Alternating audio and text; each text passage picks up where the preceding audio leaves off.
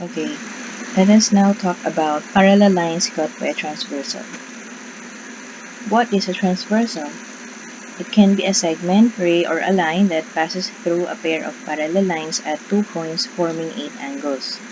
So for example, we have here a pair of parallel lines which are lines M and N.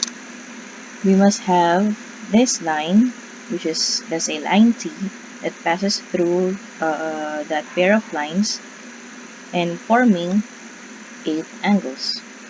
In this illustration, lines M and N are parallel to each other, and T is the transversal. So let us now proceed to the measures of angles when you have a pair of parallel lines cut by a transversal.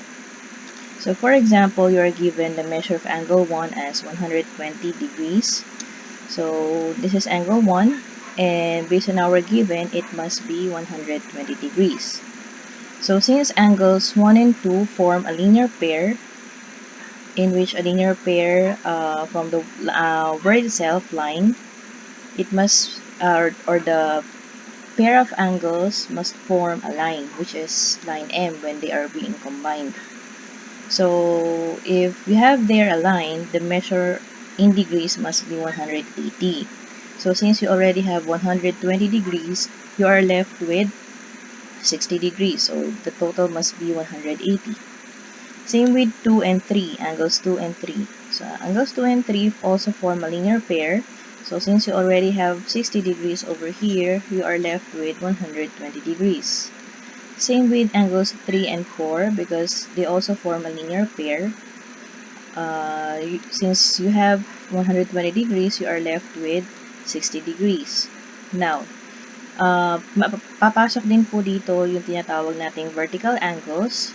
Ang magka-vertical po dito ay sina 120 and 120 over here, 60 and 60.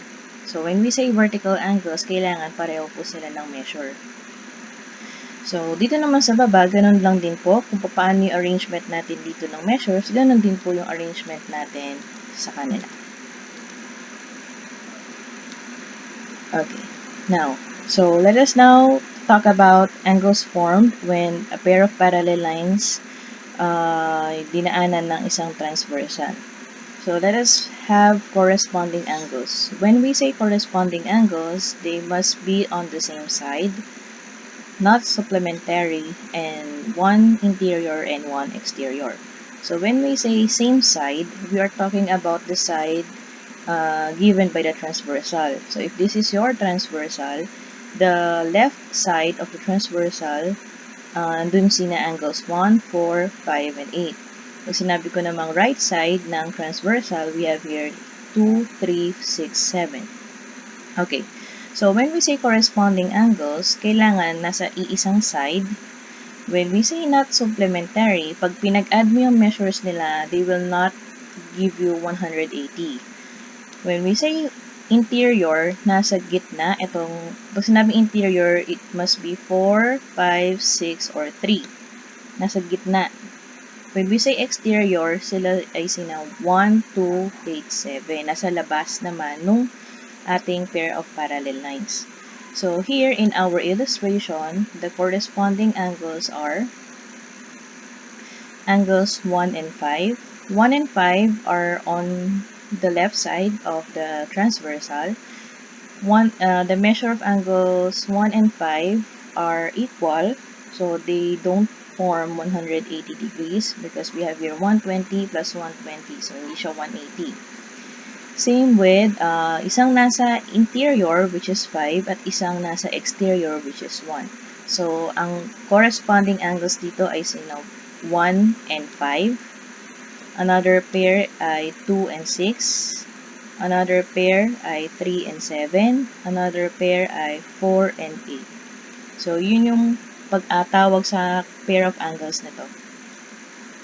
So, based on our illustration here at sa sinabi ko kanina, they are not supplementary. Therefore, the angles or the pair of angles must have the same measures. Okay? Next, a pair of angles formed, yung tinatawag nating alternate interior angles. So, when we say alternate interior, magkaiba sila ng side. Isang nasa left, isang nasa right. They are not supplementary, therefore they have the same measures. Dalawang nasa loob, kasi nga interior. Okay, so kung hahanap tayo dito, kailangan yung mga nasa loob lang. So, sina 4, 3, 5, 6. Now, paano natin malalaman kung sino yung pair na matatawag nating alternate interior angles? So, here we have angles 3 and 5. Si 3 nasa right ng transversal, si 5 nasa left. Tapos, they are not supplementary kasi pareho sila ng measures. Pareho silang nasa loob ng parallel lines.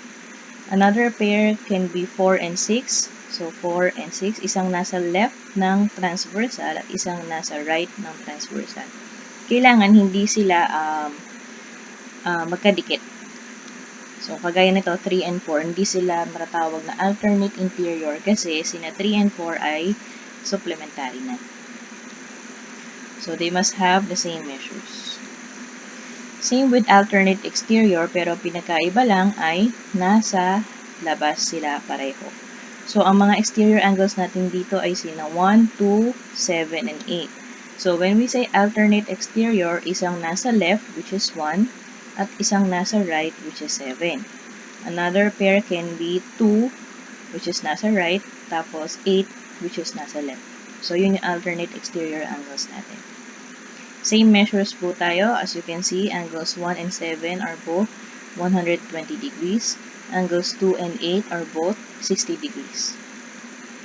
Same side interior angles. So, ito naman yung kabaliktaran ng ating alternate interior angles. So, when we say same side, obviously, they must be on the same side. Okay?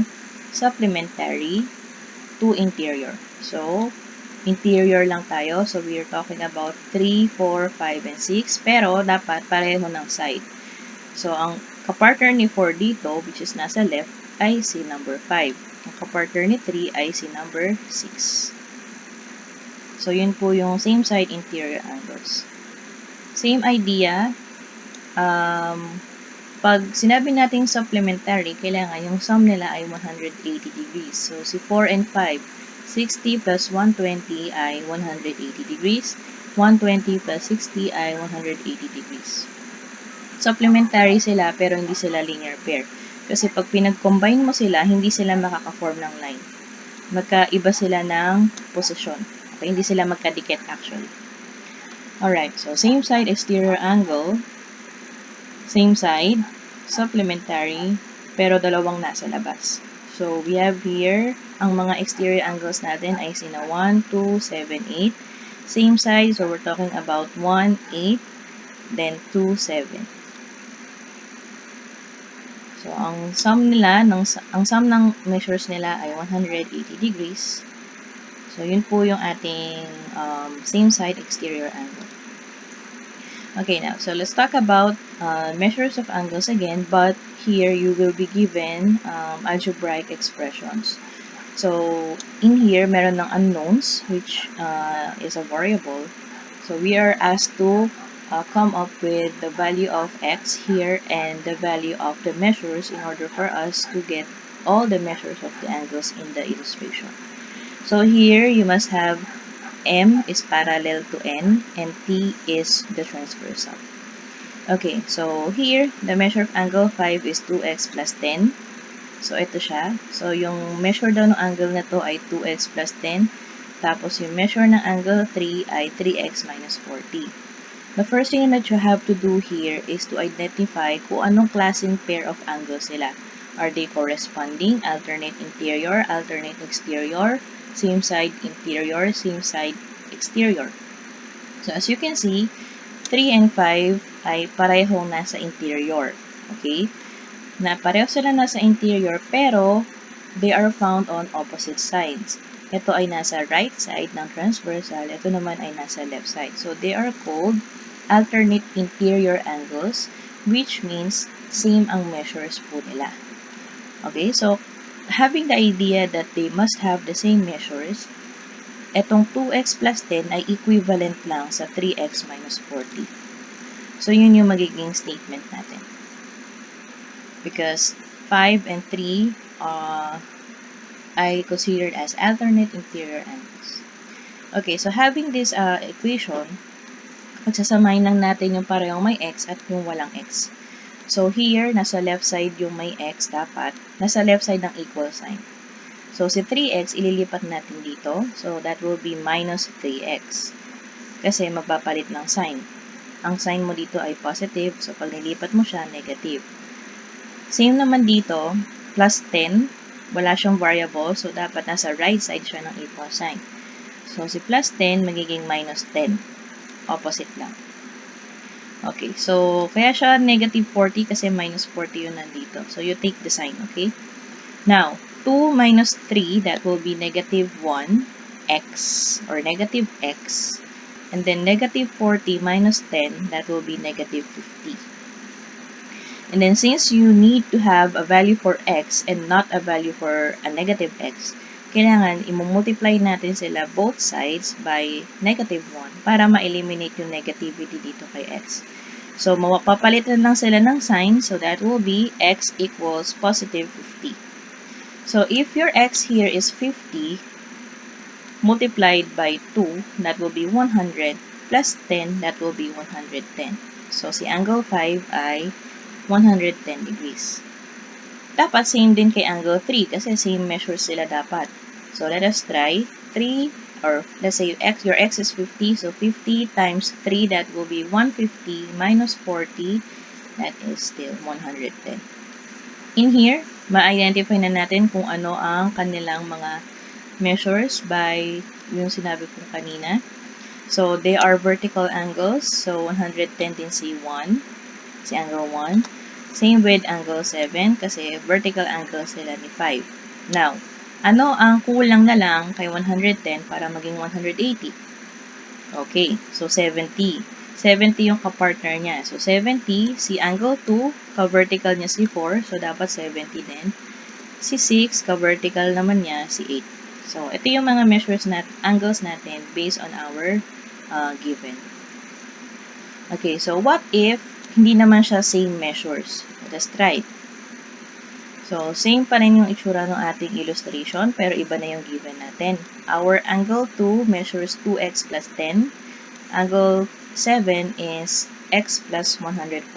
So, first step is to identify kung anong klaseng angles po sila. Okay, so 2 and 7, parehong nasa right ng transversal. Isang nasa labas at isang another na nasa labas. So, they are on the same side. They are both exterior. So, we call them same side exterior angles na ang measure ay merong sum na 180. So, that will be if you add this with this, dapat ang sum ay 180. So, ayan yan. The measure of angle 2 plus the measure of angle 7 must be 180. Ang measure for angle 2 ay 2x plus 10. Ang measure for angle 7 ay x plus 140. So, same lang. We just combine ano man ang pwedeng makombine. So, kaya siya naging 3x kasi may 1 dito si x. So, 1 plus 2, that will be 3x. And then, 140 plus 10, that will be 150. So, pagsasamahin naman natin kung ano rin yung same terms. So, 150, positive 150, ililipat natin sa kabila kasi pareho sila ni 180 na walang variable. So, plus 150, that will be negative or minus 150 on the other side. And then you subtract this 2, that will be 30. And since x lang yung kailangan natin dito, we have to eliminate 3 here by dividing both sides by 3. So, if you divide 3x by 3, that will be x. Makakancel na yung 3. If you divide 30 by 3, that will be 10. So, here, our value for x is 10. So, pwede na natin i-substitute dun sa ating given expression para malaman yung measure ni angle 2 and angle 7. So, if your x is 10, that will be 10 times 2, which is 20. 20 plus 10, that will be 30. So, our angle 2 is 30 degrees. So, for angle 7, hindi sila same ng measures ha. Kailangan ang sum ay 180. So, ang target natin, dapat si angle 7 ay 150 degrees. Let's see. If your x is 10, that will be 10 plus 140 is 150. So, ganun lang. Then we have to identify the measures of the other angle. So that will be, since 2 and 4 ay parehong vertical, 6 and 8 vertical. Si 150 naman, so para dun sa other blanks. Okay, so ito yung ating lesson for this time. Parallel lines cut by transversal. Kung bago ka na sa channel ko, do not forget to subscribe. Thank you!